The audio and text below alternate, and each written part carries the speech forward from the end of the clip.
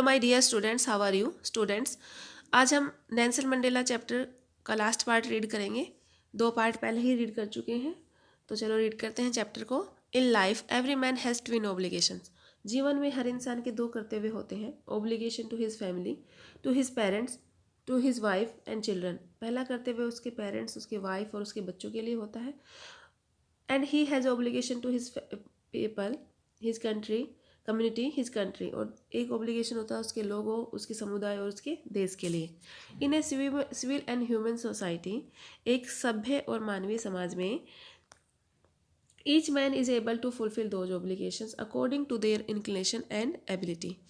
तो एक सभ्य और ह्यूमन समाज में, एक सभ्य और मानवीय समाज में हर इंसान इन सब ऑब्लिगेशंस को अपनी इंक्लिनेशन मतलब नेचुरल टेंडेंसी होती है, ठीक है, यानी अपनी क्षमता और अपनी ताकत के अकॉर्डिंग उसको पूरा कर सकता है। But in a country like South Africa, it was almost impossible for a man of my birth and colour to fulfil both of those obligations. लेकिन साउथ अफ्रीका जैसी कंट्री में एक इंसान जो मेरे कलर में पैदा होता है, मेरे जैसे कलर के साथ पैदा होता है, उनके लिए सब ऑब्लिगेशन पूरा करना मुश्किल होता है। In South Africa, a man of colour who attempted to live as a human being was punished and isolated. वो कहते हैं साउथ अफ्रीका में मैन ऑफ कलर मतलब जिनका बॉडी का कलर वाइट नहीं है, जो ब्लैक या ब्राउन कलर के हैं, वो लोग अगर ह्यूमन बींग की तरह जीना चाहते हैं तो उनको पनिस्ड और आइसोलेट किया जाता है, उनको अपनी सोसाइटी से अलग कर दिया जाता है।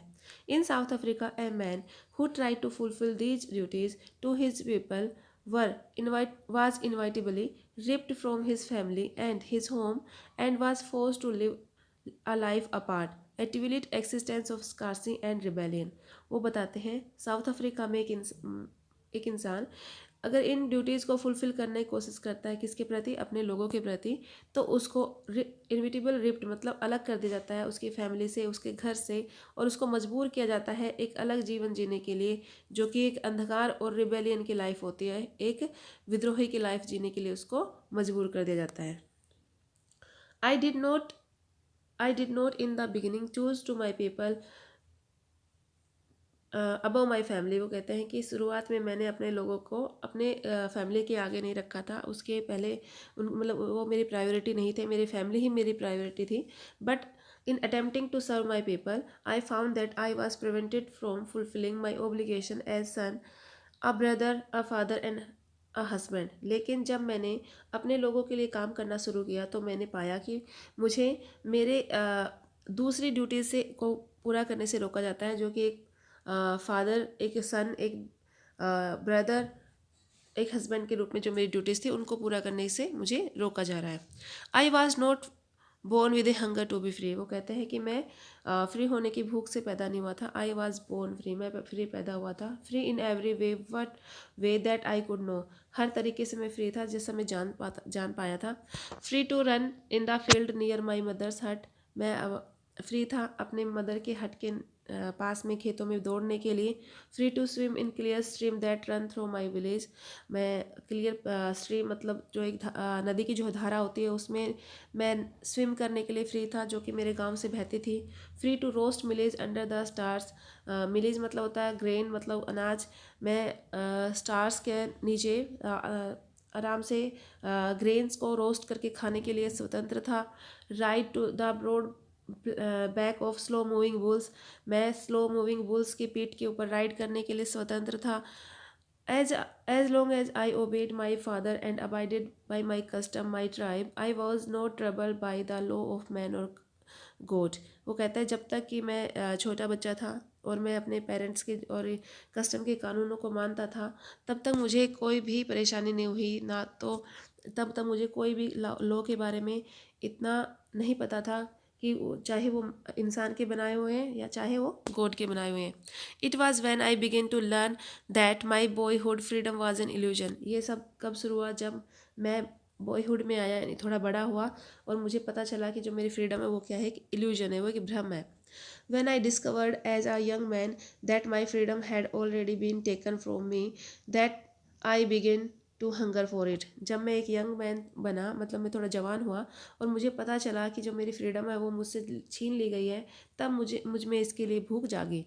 Eight first as a student I wanted freedom only for my self, the transitory freedom of being able to stay out at night, read what I pleased and go where I chose। वो कहते हैं शुरुआत में जब मैं student था तो मैं फ्रीडम सिर्फ अपने लिए ही चाहता था, जो कि एक ट्रांजिटरी फ्रीडम था। इस फ्रीडम में क्या था कि मैं उसको रात को अकेला बाहर रहना चाहता था, जो मुझे पसंद है वो मैं पढ़ना चाहता था, और जो जहाँ मैं जाना चाहता था वहाँ मैं जाना चाहता था। Later as a young man in Johannesburg I yearned for the basic and honorable freedom of achieving my potential, of earning my keep, of marrying and I having a family, the freedom not be obstructed in a lawful life। वो बताते जब मैं जोहानबर्ग में था तब मैंने जाना था कि जब तब मैंने बेसिक फ्रीडम के बारे में जाना, जिसमें क्या था कि मैं अपनी पोटेंशियल के अकॉर्डिंग अचीव कर पाऊँ, अर्न कर पाऊँ, शादी कर पाऊँ और एक फैमिली बना पाऊँ। ठीक है, और जो मेरी फ्रीडम है उसको वो एक लॉफुल लाइफ के अकॉर्डिंग हो, जिसको कोई ऑब्स्ट्रक्ट ना करे, मतलब रोके ना। But then I slowly saw that not only was I not free but my brother and sister were not free. वो कहते हैं लेकिन धीरे धीरे मैंने देखा कि मैं ही नहीं बल्कि मेरे ब्रदर और सिस्टर भी फ्री नहीं है। I saw that it was not just my freedom was that was curtailed but the freedom of everyone who looked like I did. वो कहते हैं कि मैंने देखा कि जो फ्रीडम है वो मेरी ही फ्रीडम को नहीं कर्टेल नहीं किया गया, मतलब कम नहीं किया गया है, बल्कि जो मेरे जैसे दिखते हैं लोग उन सब की फ्रीडम को कम कर दिया गया है। That is when I join the African national Congress and that is when the hunger of my freedom become greater hunger for the freedom of my people. वो कहते हैं तब मैंने अफ्रीकन नेशनल कांग्रेस को ज्वाइन किया, तब मैंने जाना कि जो मेरी फ्रीडम है वो फ्रीडम मेरे लोगों के लिए और भी बड़ी बन गई थी, मेरे लोगों के लिए। ठीक है, it was this desire for the freedom of my people to live their lives with dignity and self-respect that animated my life। वो कहते हैं कि जो मेरी इच्छा थी कि मेरे जो लोग हैं वो अपनी लाइफ को डिग्निटी यानी सम्मान और सेल्फ रिस्पेक्ट के साथ बिताएं, इसी इच्छा ने मेरी लाइफ को एनिमेटेड कर दिया यानी जीवित कर दिया। That transformed a frightened young man into bold one. इसी चीज़ ने एक फ्राइटेंड डरे हुए एक यंग इंसान मैन को एक बोल्ड इंसान में बदल दिया। That drew a law abiding attorney to become a criminal. इसी चीज़ ने एक अटॉर्नी यानी एक वकील को एक क्रिमिनल में बदल दिया। That turn a family loving husband into a man without home. इसी चीज़ ने एक फैमिली से प्यार करने वाले हस्बैंड को एक ऐसे इंसान में बदल दिया जिसका घर ही ना हो। That forced a life loving man to live like a monk. इसी चीज़ ने एक लाइफ को प्यार करने वाले इंसान को एक साधु सन्यासी के रूप में बदल दिया, एक मोंक के रूप में बदल दिया। आई am not more virtuous and self-sacrificing than the next man, but I found that I could not enjoy the poor and limited freedom I was allowed when I knew my people were not free। वो कहते हैं कि मैं ज़्यादा virtuous और self sacrificing नहीं हूँ, मैं बहुत ज़्यादा त्याग करने वाला इंसान नहीं हूँ, लेकिन जब मैंने पाया कि मैं जब तक अपनी फ्रीडम को एंजॉय नहीं कर पाऊँगा, जो फ्रीडम मुझे कुछ लिमिट्स के साथ मिली है उस फ्रीडम को मैं तब तक एंजॉय नहीं कर पाऊँगा जब तक कि मेरे लोग, जो मेरे देश के लोग हैं वो मेरे जैसे लोग फ्री नहीं है, तब तक मैं अपनी फ्रीडम को भी एंजॉय नहीं कर पाऊँगा। Freedom is indivisible. वो बताते हैं फ्रीडम इंडिविजिबल है, उसको डिवाइड नहीं किया जा सकता। The chain of any one of my people were the chain of all of them. कहते हैं जो गुलामी की जो जंजीरें हैं अगर वो एक भी इंसान के ऊपर है तो इसका मतलब है वो सभी इंसानों के ऊपर है। The chain of all the of my people were the chain on me. और जो सब इंसानों पे जंजीर है गुलामी की वो मुझ पर भी है। I knew that the oppressor must be liberated just surely as the oppressed. वो कहते हैं मुझे पता है ओप्रेसर मतलब जिसके ऊपर शोषण हो रहा है उसको तो लिबरेट कराना ही है, उसको तो आज़ाद कराना ही है, लेकिन ओप्रेस्ड मतलब जो शोषण कर रहा है उसको भी हमें लिबरेट कराना है, उसको भी आज़ाद कराना है।